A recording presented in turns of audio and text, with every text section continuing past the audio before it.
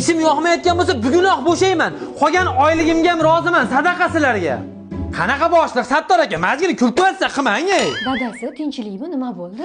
Olsa ishini oladi. Ishidan ham bo'shadim onasini emsin. Siqilmang dadasi, kerak bo'lsa o'rniga mana men ishlayman. Kiring ovqatingizni suzib qo'ydim. Rahmat onasi, yaxshiyam sen borsan baxtimga. Endi asab buzarlikda bilasan-ku. Dadasi? Ha, ayasi? Sizlarni deb ishlab yuribman. Kutib olishni ham bilmaydi bular. Ayasi?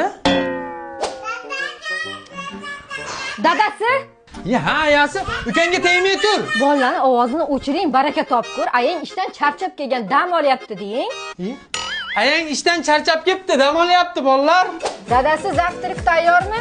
Ishga ketishim kerak, kech qolaman hozir. Hech qayerga ketmaysan, zavtrakni o'zing tayyorlab bor. Uylarni yig'ishtirib, bolalarning ovozini o'chirib, kirlarni yuvib, dazmollab, tozalab o'tirasan. Iye, men ishlamasam ro'zg'orni kim boqadi? Enangni eri boqadi, men boqaman-da.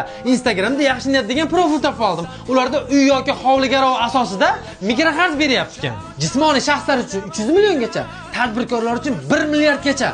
Olish juda ham oson. Atigi 3 ta qadam. Birinchi qadam telefon qilasan, ikkinchi qadam garov rasmini yuborasan, uchinchi qadam mullajiringni qurtday sanab olasan. Men o'zim o'ylab yurgan biznesimni boshlayman. Assalomu alaykum dadasi, zavtrak tayyorlab beraymi? Bolla, Jimila, dadalaring charchagan. Endi bundan buyog'i hamma narsa biznes bo'ladi.